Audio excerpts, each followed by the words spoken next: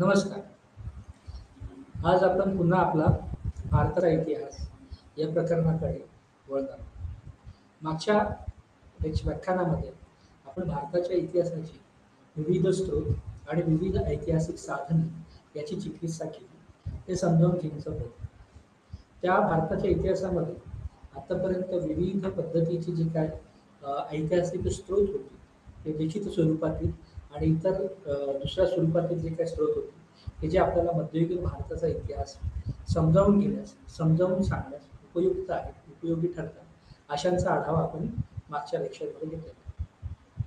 त्यामध्ये प्रामुख्याने आपण तत्कालीन जे काही प्राथमिक साधनं आहेत त्याचा आपण उल्लेख केला होता किंवा तो आपण समजून घेण्याचा प्रयत्न केला. त्यामुळे आज जे आपण राजकीय संरचना समजून घेण्याचा प्रयत्न करणार आहोत त्यामध्येही सुद्धा आपण जी काही साधनं वापरलेली आहेत किंवा हे समजून घेण्यासाठी किंवा हा जो काही राजकीय इतिहास आणि राजकीय संरचना आपल्याला समजल्या त्याचा आधार आपल्याला खरं तर तत्कालीन जे काही प्राथमिक साधनं मध्ययुगीन भारताची हे अमीर खुसरोचं लिखाण असेल किंवा इतर इन्शा असेल, पत्रलेखन असेल, ही जी काही महत्त्वाचे आपण बिंदू समजून घेतले होते त्या बिंदूंच्या भोवती किंवा त्या बिंदूंमधून जे काही आशय किंवा जो काही इतिहास आपल्याला उमजला त्याची चर्चा किंवा त्याच्या आधारावर आपल्याला प्राचीन भारताचा राजकीय इतिहास मध्ययुगीन भारताचा इतिहास उलगडणं सोपं केलं.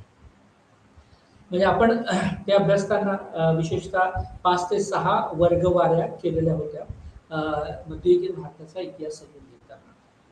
त्यामध्ये इन्शा एक प्रकरण होतं, स्मृती एक होतं, चळवळी होत्या काही सुफी भक्ती वगैरे, आणि त्याचबरोबर पत्रलेखन होतं. या कालखंडामध्ये एखाद्या राजाने किंवा एखाद्या सरदाराने त्याच्या राजाला लिहिलेले जे काय पत्र होतं, पत्रलेखन होतं, ते इन्शा या सत्रामध्ये गणलं गेलेलं आपल्याला दिसून. काही स्मृती होत्या, विशेषतः अमीर खुसरो आणि इतर महत्त्वाच्या राजांनी सुद्धा त्यांच्या स्मृती त्याच्या सेवकांकडे लिहून घेतलेल्या आपल्याला दिसून येतात.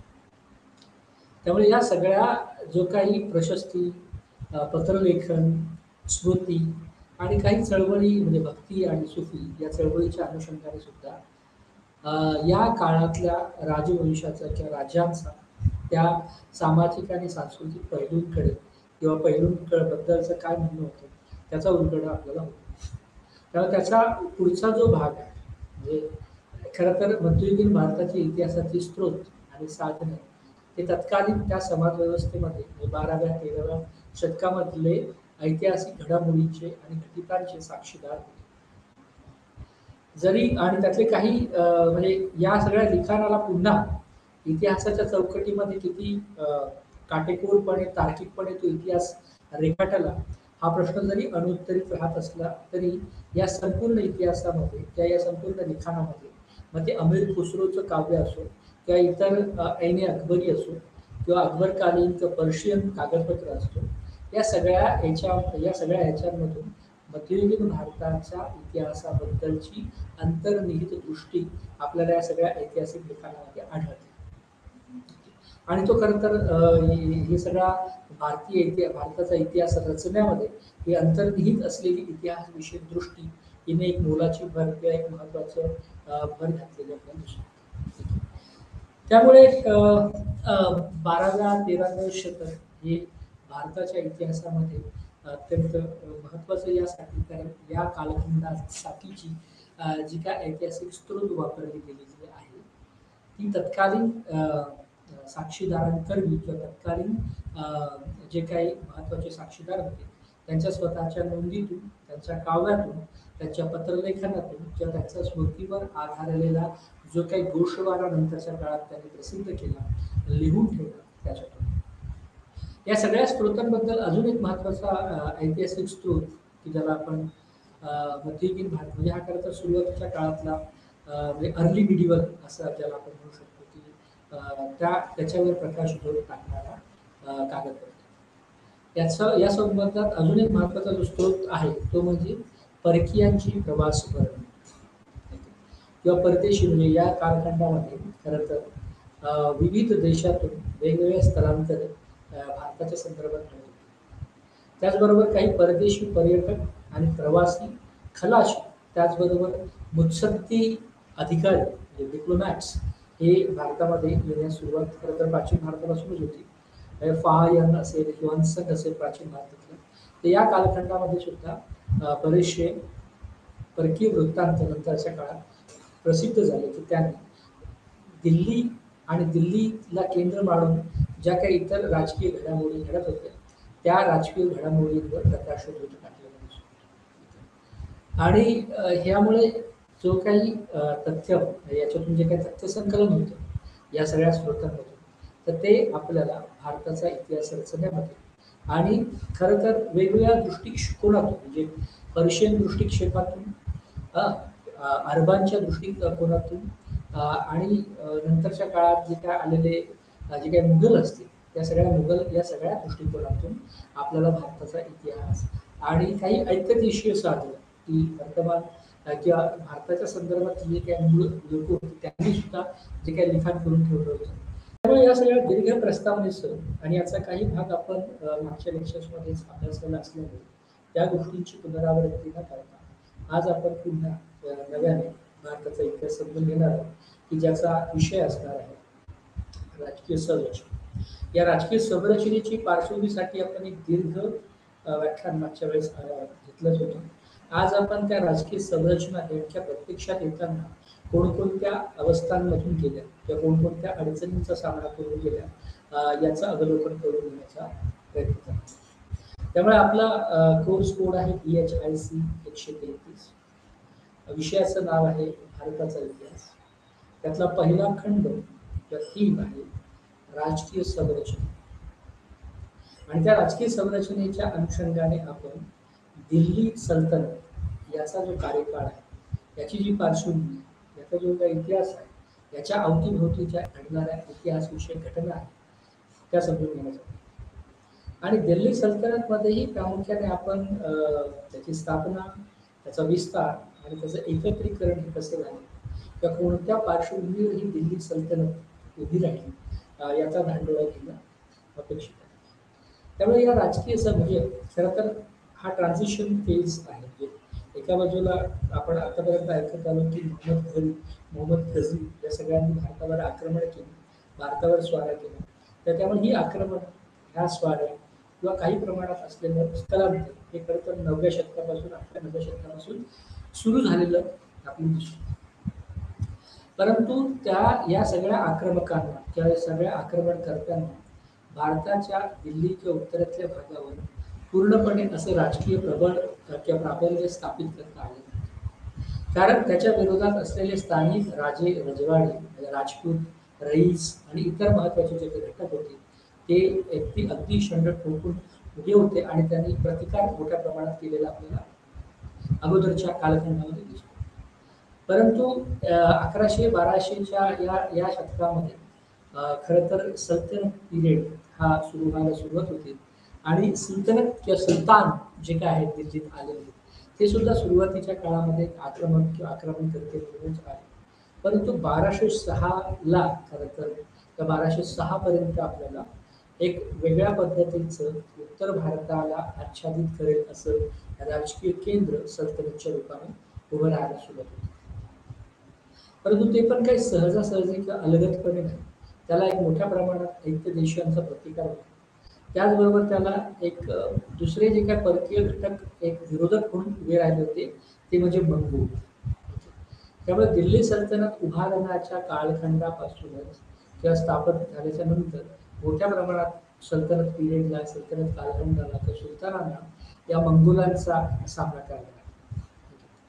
त्यामुळे जसं की या मध्ययुगीन भारताच्या घटकांकडे अरबी आणि पर्शियन अशा दोन ऐतिहासिक संदर्भामध्ये बघितलं जातं, तसंच या संपूर्ण मध्ययुगीन कालखंडाला दोन भव्य अशा म्हणजे राजवटींनी आच्छादलेलं आपल्याला दिसतं. एक म्हणजे सल्तनत काळ आणि दुसरा म्हणजे मुघलांचा किंवा मुघल पिरियड असं त्याला म्हणतात. त्यामुळे संपूर्ण मध्ययुगीन भारताचा इतिहास खरं तर या दोन राजवंशाच्या केंद्री किंवा मोठ्या प्रमाणात या दोन साम्राज्यांना केंद्र म्हणून घडलेला आहे किंवा घडत गेलेला आपल्याला दिसून येतो.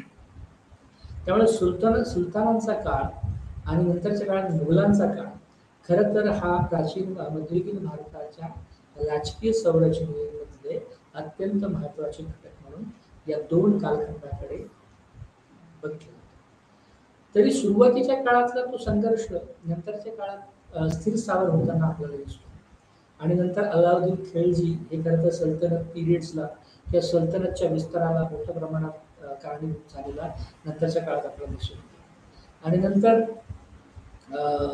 जे काय मोहम्मद बिन तुघलक आणि इतर सगळी जी माणसं, इतर सगळी जे काय राजकीय मंडळी होती किंवा जे काय नवीन आक्रमक होते, त्यांनी नंतर मुघलांचा काळ किंवा मुघल पिरियड हा विस्तारलेला आपल्याला दिसतो.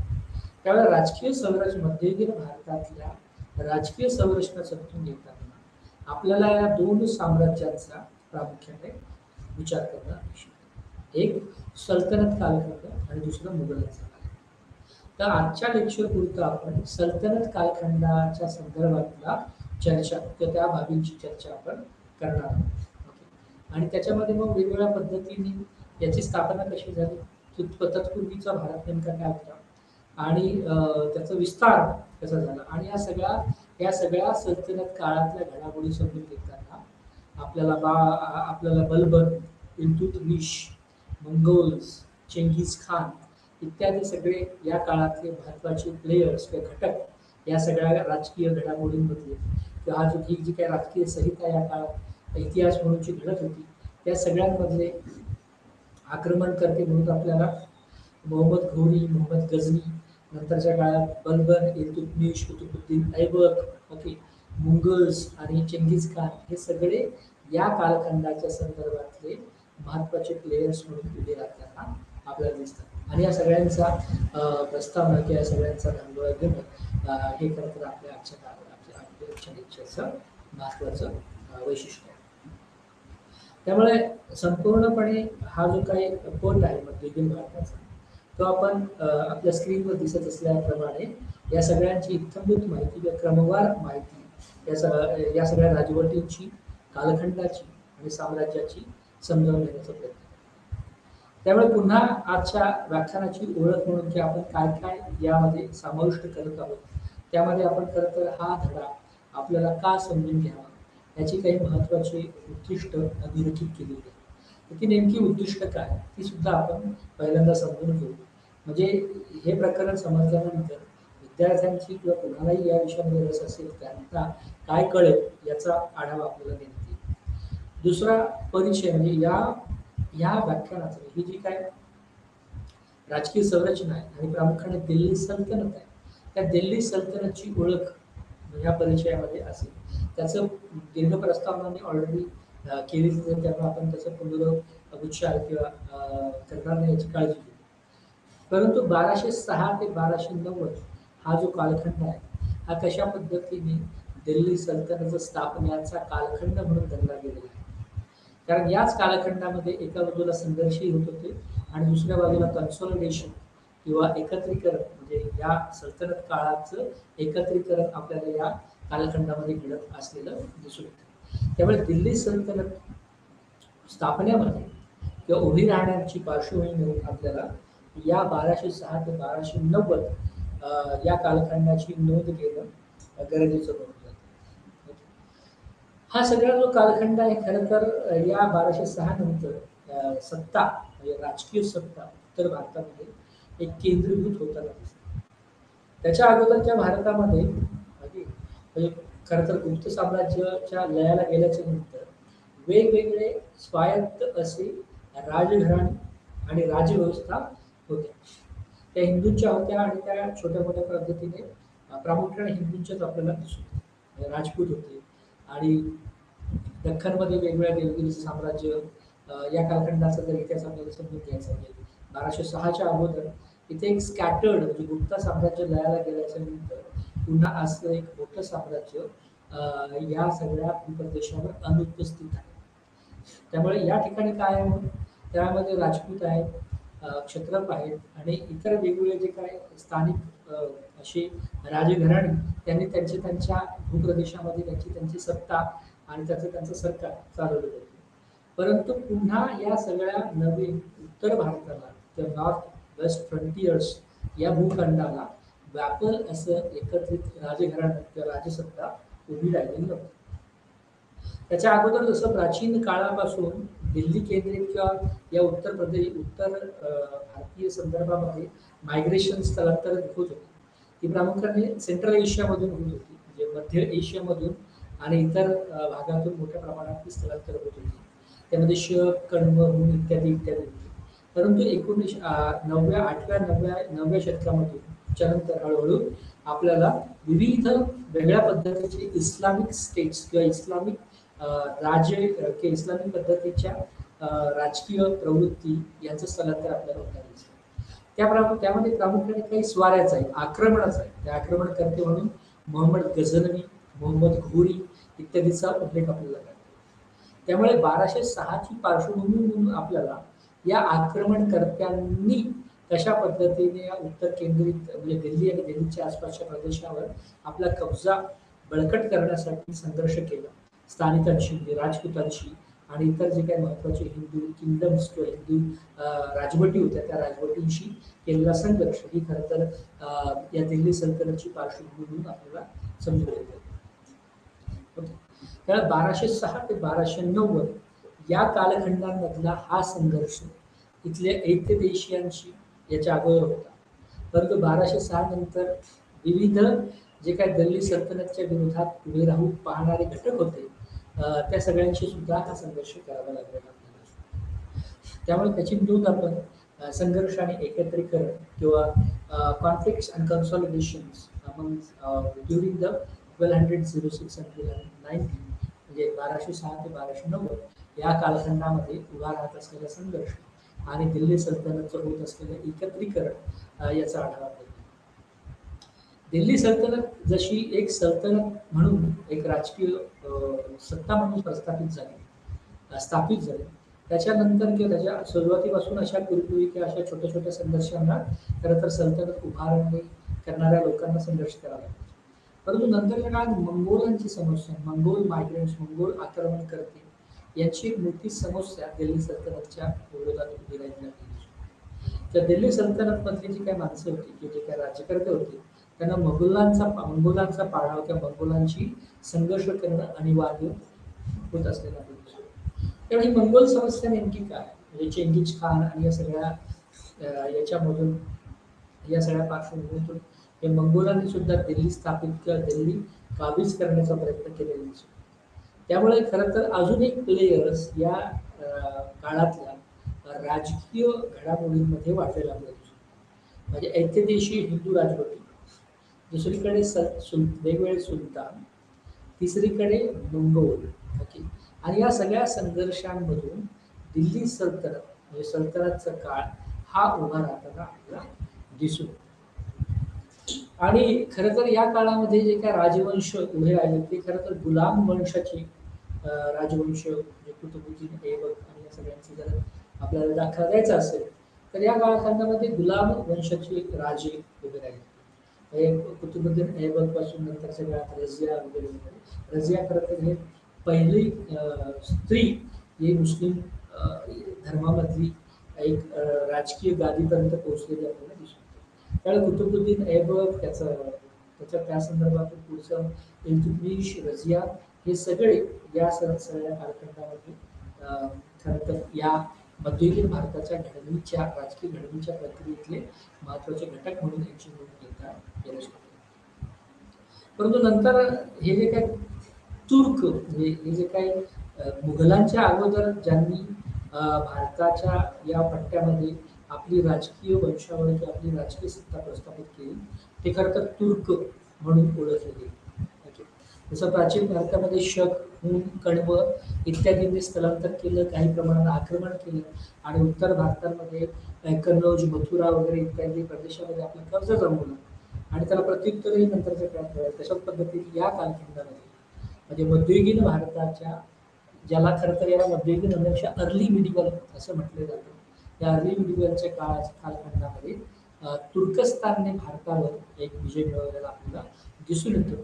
कारण दिल्ली सल्तनत ही मोठ्या प्रमाणामध्ये उत्तर भारतामध्ये प्रामुख्याने स्थापित झालेली आपल्याला दिसून येते आणि त्याची राजधानी जी आहे ती दिल्ली बनलेली आपल्याला दिसून येते.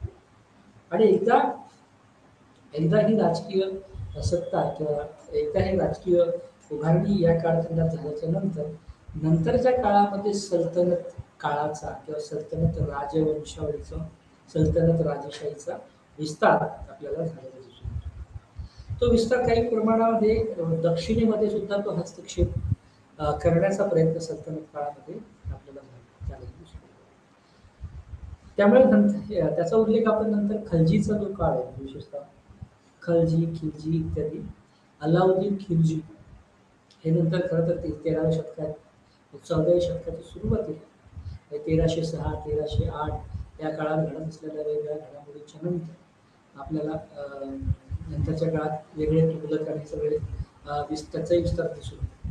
परंतु याच्यामध्ये आपल्याला प्रामुख्याने दोन राजघटकांचा किंवा राजघराण्यांचा अभ्यास करणं अपेक्षित आहे. म्हणजे खलजीच्या काळामध्ये अल्लाउद्दीन खलजीच्या काळामध्ये झालेला साम्राज्य विस्तार आणि तुघलकांच्या काळामध्ये झालेला दक्षिणेतला पूर्व भारतातला वायव्यातला आणि उत्तरेतला साम्राज्य विस्तार. त्यामुळे पहिल्या याच्यामध्ये आपण अल्लाउद्दीन खिलजीची नोंद सल्तनतचं एकत्रीकरण झाल्याच्या नंतर आणि नंतरच्या काळामध्ये खरं तर अल्लाउद्दीन खिलजी त्याच्याही अगोदर एक खलजी आला होता तर त्याचा पाडावा करून अल्लाउद्दीन हा राजगादीवर बसला आणि त्या कालखंडामध्ये सल्तनतचा विस्तार आपल्याला पश्चिम भारतामध्ये मध्य भारतामध्ये विस्तार दिसतो. त्याचबरोबर वायव्य भारत उत्तर भारत दख्खनचे पठार आणि दक्षिणेकडचा विस्तार आपल्याला खलजीच्या काळात सल्तनतचा झालेला आपल्याला दिसतो. त्यामुळे पश्चिमेमध्ये जसं अगोदरच्या काळात क्षेत्रप होते सौराष्ट्र गुजरात हा जो पट्टा होता तो पश्चिम भारत म्हणून तर हाही पूर्ण प्रदेश आणि याच्यामध्ये माळवा रणथंबोर वगैरे वगैरे या सगळ्या हिंदू राजवटींचा पाडाव आपल्याला खलजीच्या काळामध्ये झालेला दिसून येतो. मध्य भारतामध्ये सुद्धा असेच काही महत्त्वाच्या राजवटी होत्या. दख्खनीमधले महत्त्वाच्या राजवटींचा सुद्धा पाडाव अल्लाउद्दीन खलजीच्या काळामध्ये. पण खलजीच्या कालखंडाच्या नंतर खरं तर सल्तनत काळ किंवा सल्तनत राजघराणं हे थोडं स्थिर झालेलं आपल्याला दिसतं. कारण ते स्थिर झाल्याच्या नंतरच तो विस्तार जो झाला तो विस्तार करणं शक्य झालेला आपल्याला दिसतो. त्यामुळे हा खरं तर या संपूर्ण विस्तृत अशा पार्श्वभूमीवर आपल्याला मध्ययुगीन भारताच्या इतिहासाचे हे सगळे काही त्रोटक दाखले या संदर्भातलं काही पार्श्वभूमी आपल्याला समजून घेणं गरजेचे आहे. तर एका बाजूला आपल्याला आपण असं जे म्हणतो की भारत हा गुप्त साम्राज्यामध्ये खरं तर सोन्याची खाण होता. परंतु नंतरच्या काळामध्ये या आक्रमणकर्त्यांमुळे खरं तर आक्रमणकर्त्यांमुळे आणि या स्थलांतरांमुळे एक वेगळ्या पद्धतीच्या इस्लामिक राजवंशाचा उदय भारताच्या इतिहासामध्ये होताना दिसतो.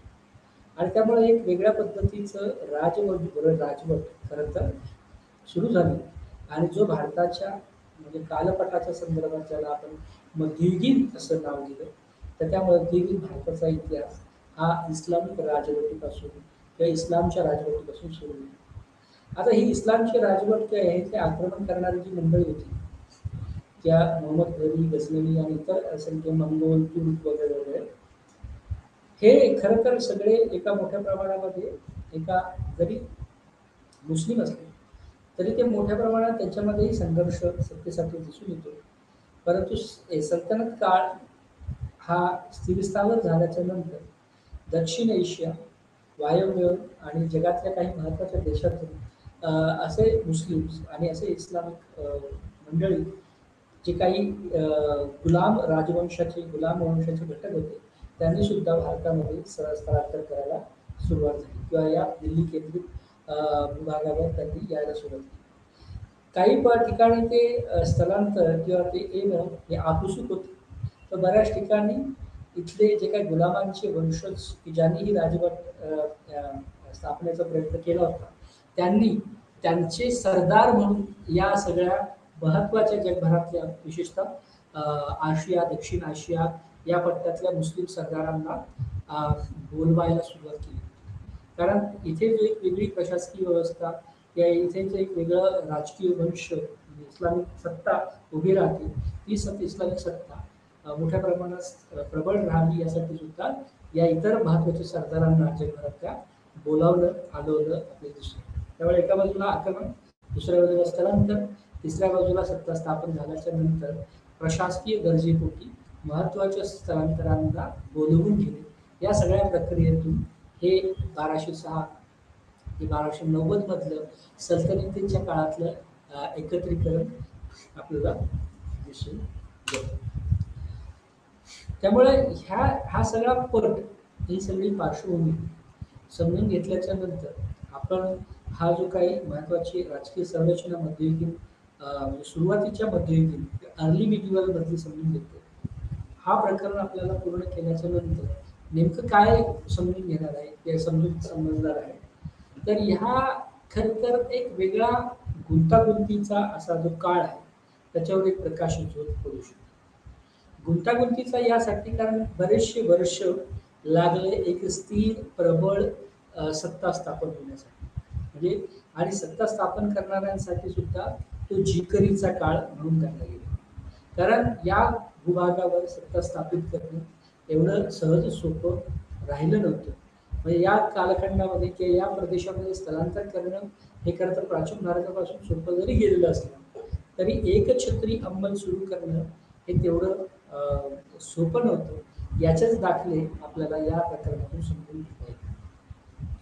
त्यामुळे इतिहासाच्या टप्प्यावर हा खरं तर रचनात्मक आणि एक आव्हानात्मक असा कालखंड म्हणून या अर्ली मिडिवल पिरियड्सकडे किंवा सुरुवातीच्या मध्ययुगीन कालखंडाकडे, की जो खरं तर स्थित्यंतराचा काळ सुद्धा म्हणून गणला गेला. स्थित्यंतराचा काळ कुठल्या संदर्भात, की प्राचीन भारतापासून मध्ययुगीन भारतातील स्थित्यंतर घडताना विविध राजकीय, आर्थिक आणि सामाजिक घटना आणि घटनांमध्ये होत असलेलं परिवर्तन, त्याची नोंद सुद्धा या कालखंडामध्ये हा कालखंड समजून घेताना घेणं अपेक्षित आहे.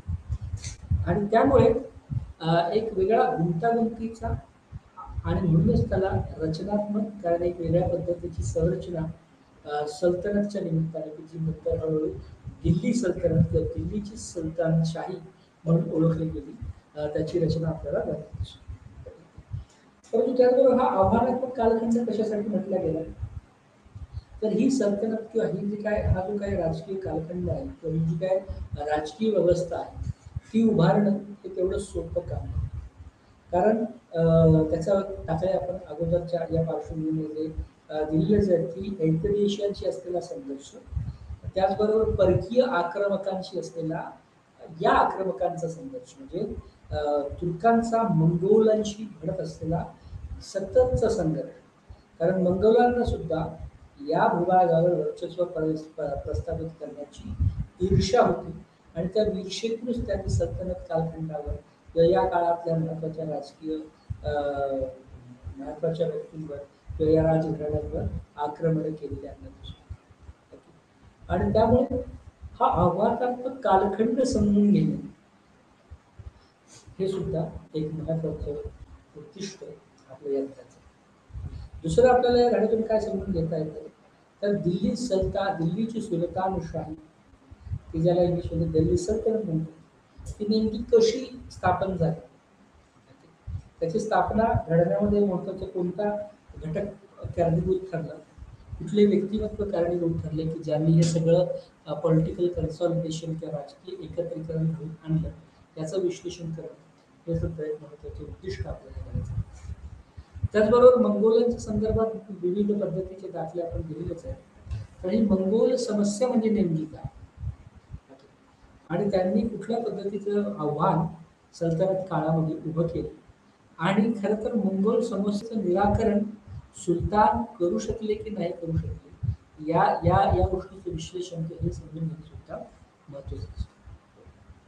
आता उत्तरच द्यायचं तर खरं तर अल्लाउद्दीन खिलजीच्या काळाच्या नंतर खरं तर मंगोलांचा पाडाव किंवा मंगोलांचा बंदोबस्त होताना आपल्याला दिसतो. याचा अर्थ सुरुवातीचे 100 वर्ष खरं तर सल्तनतला मंगोलांचा सामना करावा लागला. त्यामुळे या मंगोल समस्येचं विश्लेषण कशा पद्धतीने किंवा समस्येचं समाधान कशा पद्धतीने आणि विश्लेषण कशा पद्धतीने सगळं केलं गेलं याचं सुद्धा आपल्याला माहिती या घड्यांमध्ये होणार आहे. त्याचबरोबर सल्तनत चालवणारा जो वर्ग होता की जो सत्ताधारी वर्ग होता, तो सुरुवातीला गुलाम वंशातून येतो आणि नंतर हळूहळू वेगळ्या पद्धतीच्या वंशातून तो तयार झालेला त्या वर्गाचा जो संघर्ष आणि स्वरूप सत्तेसाठी त्याचं जे चाललं होतं आणि त्याचा जो नेमका सत्तेचा आधार काय या बाबींचा उलगडा करणं किंवा या बाबी समजून घेणं हे सुद्धा आपलं महत्त्वाचं उद्दिष्ट या प्रकरणाचं आहे. तर याच्यातून आपण या सल्तनत काळातला सत्ताधारी वर्ग, त्याचं वर्गचरित्र, त्याने केलेले संघर्ष आणि ते कुठल्या स्वरूपामधला हा वर्ग होता आणि ही सत्ता स्थापन केल्यासाठी या वर्गाने कोणत्या पद्धतीचा आधार घेतला, कुठल्या पद्धतीची सपोर्ट सिस्टम्स या वर्गाची होती याची इत्थंभूत याची माहिती घेणे ही गोष्ट उमगणे हे सुद्धा एक महत्त्वाचं उद्दिष्ट या प्रकाराचं राहिलं. त्याच पद्धतीने आपल्याला यातला महत्त्वाचं अजून एक उद्दिष्ट म्हणजे 14व्या शतकात दिल्ली सल्तनतचा विस्तार घडून आलेला दिसतो. आणि हा जो काही भौगोलिक विस्तार दिल्ली सल्तनतचा झाला तो भौगोलिक विस्तार समजून घेणे हे सुद्धा या प्रकरणाचं एक महत्त्वाचं उद्दिष्ट ठरवलं गेलं. आणि तो विस्तार दिल्ली सल्तनतचा विस्तार आपल्याला कुठे झाला तर तो उत्तर भारतात, तर तो वायव्य भारतात,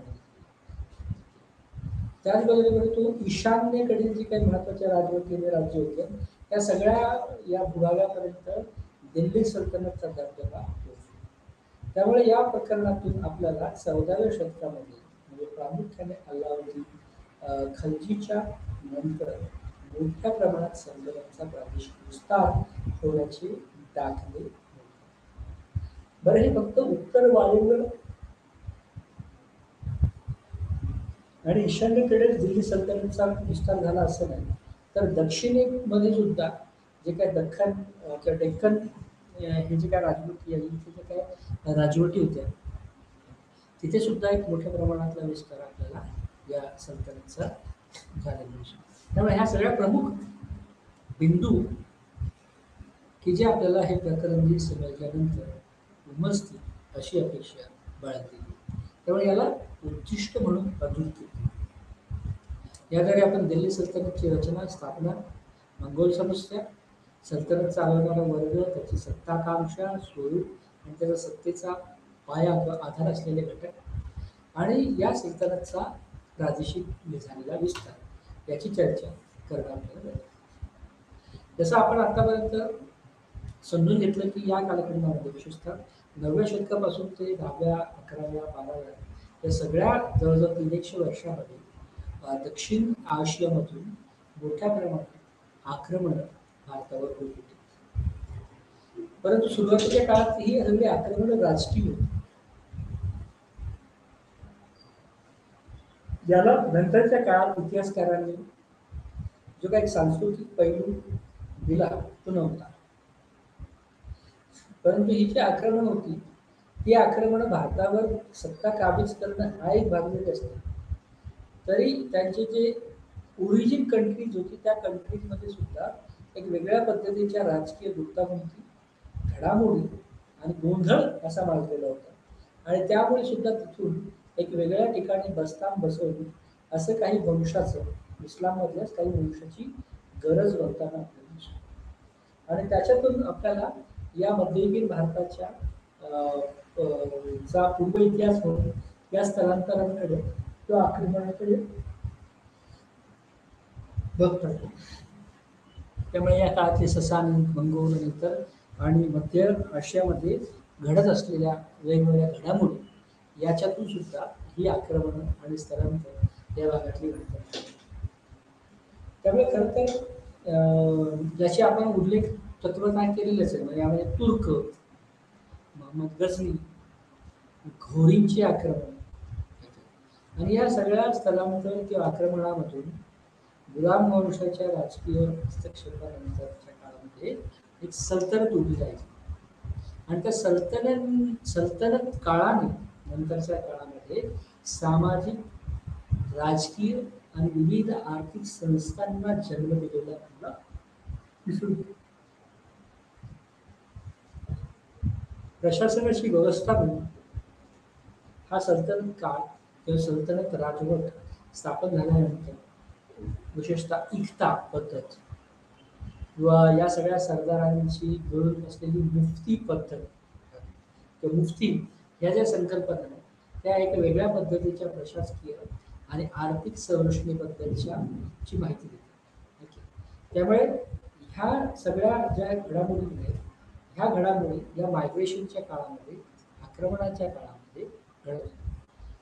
परंतु याचं सुद्धा आपण शतकानुरूप जर वर्गीकरण करायचं ठरवलं या आक्रमणाचं आणि स्थलांतराचं तर 10व्या आणि 12व्या शतकामध्ये मोठ्या प्रमाणात जी काय आक्रमणं झालेली आहेत ती तुर्कांकरवी झाली आहेत.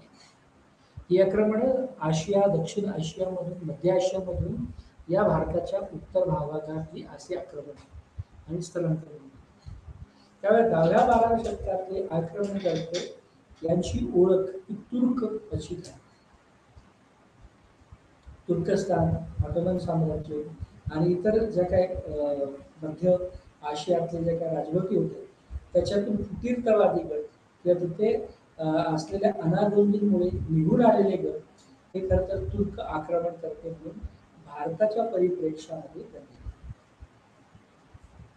13वे आणि 15वे शतक जे होते ते मंगोल आक्रमणकर्त्यांचे म्हणजे मंगोलांनी आक्रमण केलेलं आपल्याला दिसून येतं. आणि नंतरच्या काळामध्ये खरं तर जो कालखंड 14व्या शतकानंतर राजकीय राजवट जे बसताना आपल्याला दिसून येतं ते खरं तर मुघलांचं झालं. तेव्हा 13व्या आणि 15व्या शतकामध्ये हे मंगोल आक्रमणकर्ते या भूभागामध्ये प्रवेशित करले जाते. मोहम्मद गझनीने 10व्या शतकामध्ये आक्रमण केलेलं आपल्याला दिसून. मोहम्मद घोरीची आक्रमण खरं तर मोहम्मद गझनी आणि मोहम्मद घोरी हे दोघेही यांचं ओरिजिन स्टेट किंवा ओरिजिन्स हे अफगाणिस्तान मधलं दिसून. त्यामुळे हे दोघेही अफगाणिस्तानातून आक्रमण त्यांनी या भूभागावर केलेलं आपल्याला दिसून. त्यामुळे तुर्क, मोहम्मद गझनी, मोहम्मद घोरी म्हणजे अफगाणिस्तान, दक्षिण आशिया आणि आशिया या पट्ट्यातून हे सगळे इस्लामिक मायग्रेशन आणि इस्लामिक इन्व्हेडर्स, इस्लामिक आक्रमणकर्ते या विभागावर आले दिसून. तर जी दिल्ली सल्तनत जी उभी राहिली ती या सगळ्या आक्रमणकर्त्यांच्या पार्श्वभूमीवर उभी राहिली. परंतु दिल्ली सल्तनत वांशिकदृष्ट्या कुठला भाग होती, कशाचा भाग होती, तर ती तुर्कांचा भाग होती. ती तुर्कांची ची राजवट होती. त्यामुळे दिल्ली सल्तनत म्हणजे तुर्कांचं राज्य की ज्यामध्ये उत्तर भारताचा बराचसा भाग, काही भाग या तुर्कांच्या राजवटीने म्हणजे दिल्ली सल्तनतीने व्यापलेला आपल्याला दिसून. पण सुरुवातीच्या काळातली ही दिल्ली सल्तनत ही फक्त उत्तरेतल्या काही भागांपुरती मर्यादित होती. परंतु अल्लाउद्दीन खलजीच्या प्रवेशानंतर किंवा राजकीय पटलावर त्याचा प्रवेश झाल्याच्या नंतर ही दिल्ली सल्तनत आपल्याला माळवा किंवा उत्तर, पश्चिम, वायव्य, दक्षिण या सगळ्या विभागांवर पसरलेली आपल्याला दिसून येते. आणि या सगळ्या सल्तनतीमुळेच म्हणजे महसूल गोळा करण्याच्या संदर्भात, राज्य चालवण्याच्या संदर्भात विविध राजकीय, सामाजिक आणि आर्थिक संस्थांना जन्म दिलेला आपल्याला दिसून येतो. जसं आपण उल्लेख केला की 1206 ते 1290 हा खरं तर विविध उलथापालथींचा आणि संघर्षाचा कालखंड म्हणून गणला गेला. तर या कालखंडामध्येच खरं तर घोरी याचं सुद्धा घोरी हे सत्ताधारी वर्ग म्हणून उभे राहत होते आणि त्याचा संघर्ष खरं तर राजपुतांशी होत होता. तेव्हा सत्ताधारी वर्ग म्हणून घोरी आणि स्थानिक एकदेशी वर्ग म्हणून राजपूत यांच्यामध्ये मोठ्या प्रमाणात हा संघर्ष घडत. परंतु या सगळ्या संघर्षातून आपल्याला खरं तर राजपुतांचं पुनरुत्थान काही भोजक्या प्रदेशामध्ये सुद्धा झालेला होता. परंतु 1206 मध्ये या मोहम्मद घोरीचा मृत्यू झालेला. म्हणजे 1206च्या अगोदर खरं तर जे घोरींचं आक्रमण झालं आणि घोरीने स्थानिक राजपुतांशी जो काही संघर्ष केला त्याच्यातून विविध राजकीय अवकाश उभे राहत गेले. परंतु नंतरच्या काळात घोरीचाच मृत्यू आपल्याला या सगळ्या उलथापालथीमध्ये 1206 मध्ये झाला. घोरीचा मृत्यू झाल्याच्या नंतर महत्वाची अनागोंदी आणि सत्तेसाठी संघर्ष आपल्याला दिसतो. आता हा संघर्ष कुणाकुणामध्ये झाला, तर प्रामुख्याने ताजुद्दीन यल्दूज, नसरुद्दीन कुबाचा आणि कुतुबुद्दीन ऐबक. तर ऐबक हा खरं तर गुलाब वंशाचा अधिकारी, गुलाब वंशाचा माणूस म्हणून म्हणून ओळखला. परंतु घोरीच्या मृत्यूनंतर या भूभागावर कोण सत्ता प्रस्थापित करेल तर कब्जा घेईल याच्यासाठी या तिघांचा संघर्ष. आणि खरं तर या सगळ्यामध्ये कुतुबुद्दीन ऐबक आणि इल्तुतमिश आणि इतर महत्वाचे या वंशाची माणसं यांनी दिल्ली सल्तनतचा पाया घातलेला आहे. 1206 नंतर सल्तनत म्हणजे एक वेगळ्या वंशाचा खरं तर अल्लाउद्दीन खिलजी हा सिंहासनावर बसलेला आहे. त्यामुळे हा सगळा पट आहे. या सगळ्या पटामध्ये आपल्याला जो काही ज्या संघर्षाचे आपण उल्लेख केले म्हणजे तो स्थानिक हिंदू राजपुतांचा ऐतिहासिक राजवटी चा संघर्ष हा घोरियन सत्ताधारी वर्गाशी, नंतरच्या काळात मंगोलांशी या सगळ्या धुमश्चक्रीमधून एक यादवी खरं तर ताजुद्दीन यल्दूज, नसरुद्दीन कुबादशाह आणि कुतुबुद्दीन ऐबक मध्ये या सगळ्या घडामोडींमध्ये घडत असलेलं दिसतो. आणि या सगळ्या संघर्षातूनच एक वेगळ्या पद्धतीचं तुर्कांचं एकत्रीकरण या कालखंडामध्ये झालं आणि 1290 पर्यंत एक वेगळ्या पद्धतीचं स्थिर सल्तनत कालखंडाची सुरुवात आपल्याला झाली. जसं की आपण उल्लेख केला की या कालखंडामध्ये मंगोल किंवा मंगोल राजवंश, मंगोल वंश ही एक सल्तनत सुलतानांसाठी वेगळी डोकीदुखी धरलेली आपल्याला दिसते. ओके, कारण तोवर खरं तर जे काही स्थानिक किंवा सल्तनत सुलतान होते त्यामध्ये खरं तर विविध सुलतान होते. त्यातलं इल्तुतमिश कालखंडाचा जर आपण उल्लेख करायचा म्हटलं तर इल्तुतमिश याने खरं तर अलिप्ततावादाचं धोरण स्वीकारलं. परंतु दिल्ली सुलतानांनी त्यांनी जरी अलिप्ततावादाचं धोरण स्वीकारलेलं असलं तरी इतर सुलतानांना 1221 पर्यंत किंवा 2100 सुरुवातीच्या कालखंडामध्ये मंगोलांचा सामना करावा लागला. किंवा मंगोलांना एक वेगळ्या राजकीय संघर्षाचं प्रतीक म्हणून किंवा राजकीय अपोनंट्स म्हणून त्यांना बघावं लागलं किंवा त्यांना गृहीत धरावं. ओके, परंतु सुरुवातीच्या काळामध्ये मंगोल आणि सुलतान यांच्यामध्ये जरी संघर्ष दिसला तरी खरं तर मंगोल हे तसे या सगळ्या भूप्रदेशावर प्रबळपणे त्यांना सत्ता स्थापित करण्याचे उद्देश नंतरच्या काळामध्ये जरा जास्त प्रमाणात अधोरेखित झाले. सुरुवातीच्या काळात केवळ त्या नोमॅडिक ट्राईब्स म्हणूनच हे सगळे मायग्रेशन आणि सगळ्या गोष्टी घडत गेल्या. त्यावेळी मंगोल हे सुद्धा या सगळ्या भूप्रदेशातून विमुक्त किंवा भटके म्हणून बघितलं त्याच्याकडे. परंतु 1240 ते 66 या कालखंडामध्ये पहिल्यांदा मंगोलांनी सल्तनतवर किंवा दिल्लीच्या राजवंशावर चढाई करायला सुरुवात झाली. आणि जेव्हा मंगोल हे थोडेसे आक्रमक आणि अग्रेसिव्ह होत जाताना दिसले त्यानंतर खरं तर सुलतानांनी पाळलेले जे काही विविध मुत्सद्दीचे धोरणं होते त्यांना एक वेगळा फटका बसायला सुरुवात झाली. म्हणजे इल्तुतमिशने अलिप्ततावादाचं धोरण स्वीकारलं होतं. आपल्या सरदारांना संरक्षण देण्याचं धोरण स्वीकारलं. ओके, आणि इतर परस्परांमधलं आक्रमण आणि या सगळ्याचं जे काही धोरण तसं जो खरं तर पूर्ण काळ गणला गेला होता. त्यामुळे या सगळ्या धोरणांचं नंतर मंगोलांच्या प्राबल्यामुळे याचा विनाश याचा ऱ्हास होता. त्यामुळे भारताचं विलिनीकरणाचं धोरण आणि आक्रमणाचा सुवर्णकाळ हा सगळा उभा राहिला आणि दिल्लीचं जे काही वचक किंवा सल्तनत काळ होता त्याचे जे काही धोरण दिल्ली केंद्रित धोरण हे संपलेलं आपल्याला. नंतरचा जो काही राजकीय महत्वाचा व्यक्ती तो होता बलबन. खरं तर बलबनने तो सल्तनतच्याच कालखंडात होता. त्याने मंगोलाच्या विरोधात विविध पद्धतीच्या फोर्सेस उभ्या करण्याचा आणि मुत्सद्दीगिरीने या मंगोलांना प्रत्युत्तर देण्याचा प्रयत्न. त्यामुळे त्याने बळाचा आणि मुत्सद्दीगिरीचा वापर करत मंगोलांचा पाडाव करण्याचा किंवा मंगोल या समस्येचा नायनाट करण्याचं ठरवलेलं आपल्याला दिसतो. परंतु तरी सुद्धा मंगोलांनी छोट्या मोठ्या पद्धतीने नंतरच्या काळातही डोके वर काढायला सुरुवात केलेली आपल्याला दिसून येते. आता या सगळ्या धुमश्चक्रीमध्ये, या सगळ्या ऐतिहासिक पार्श्वभूमीवर हे सगळे जे काही महत्त्वाचे मध्ययुगीन भारताच्या किंवा सुरुवातीच्या मध्ययुगीन भारताचे ऐतिहासिक प्लेयर्स होते, या सगळ्यांमध्ये खरं तर नंतरच्या काळामध्ये तुर्कांनी भारतावर एक राजकीय सत्ता स्थापित केलेली आपल्याला दिसून येते. त्यांनी नंतर बलबनच्या कालखंडामध्ये इल्तुतमिश आणि या सगळ्यांच्या अलिप्ततावादाच्या धोरणानंतरही खरं तर मंगोलांचा पाडाव मंगोलांशी संघर्ष त्यांना करावाच लागला आणि मग खलजीच्या नंतर खरं तर मंगोल हे पूर्णपणे नेस्तनाबूत किंवा ते त्यांचं शक्तीच संपली. पण या सगळ्या धुमश्चक्रीमध्ये एक सत्य जे उभं राहिलं की तुर्कांनी पूर्णपणे दिल्लीच्या आसपासवर एक बस्तान बसवलं.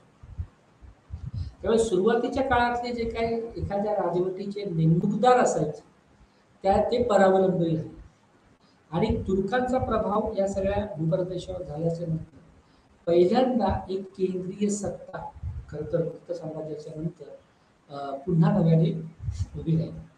की जे काही वेगवेगळ्या प्रांतातले नेमणूक करणारे अधिकारी नेमणूकदार होते ते संपले आणि केंद्रीय प्राधिकरण किंवा केंद्रीय सत्ता सर्वंकष सत्ता या मध्ययुगीन भारतीय राजकारणामध्ये उभी राहिली. आणि हे तुर्कांचा या सगळ्या भूभागावर कब्जा झाल्याच्या नंतर खरं तर दुसरा जी काही पार्टी होती त्या जे काही दुसरा महत्वाचा गट होता की तो गट म्हणजे ऐक्यदेशीय आणि काही मुस्लिम सरदार सुद्धा की जे त्यांना पराभव पत्करावा लागला स्वीकारावा.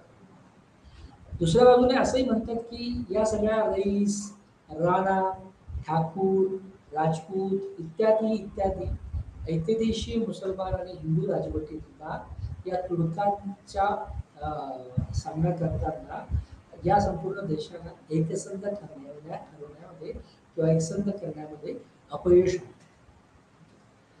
त्यामुळे नंतरच्या काळात या तुर्कांनी मध्य एशियातून विविध गुणवंत, आक्रमक आणि विद्वान असे सरदार आणून अखिल भारतीय प्रशासनाची, केंद्रीय प्रशासनाची स्थापना करण्यामध्ये तुर्कांना यश आले.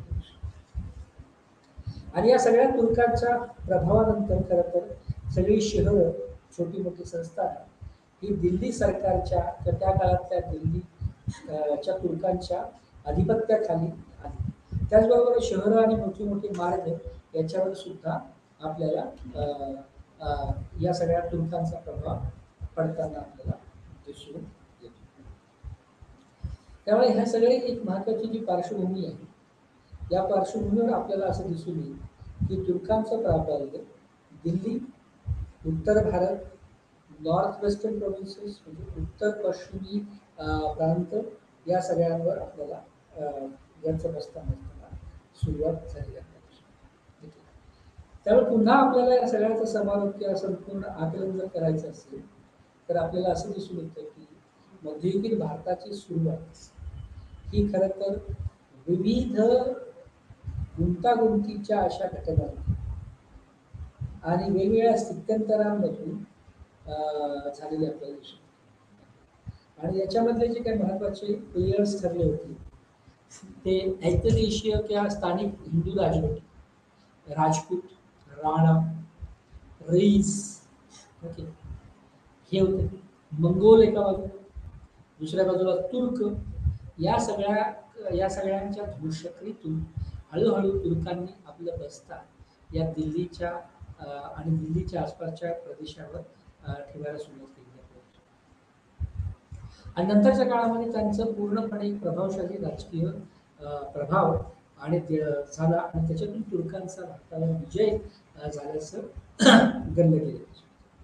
परंतु या सगळ्यातून अजून काय उभं राहिलं की पहिल्यांदा गुप्त साम्राज्यानंतरची केंद्रीभूत सत्ता या ठिकाणी उभी राहिली.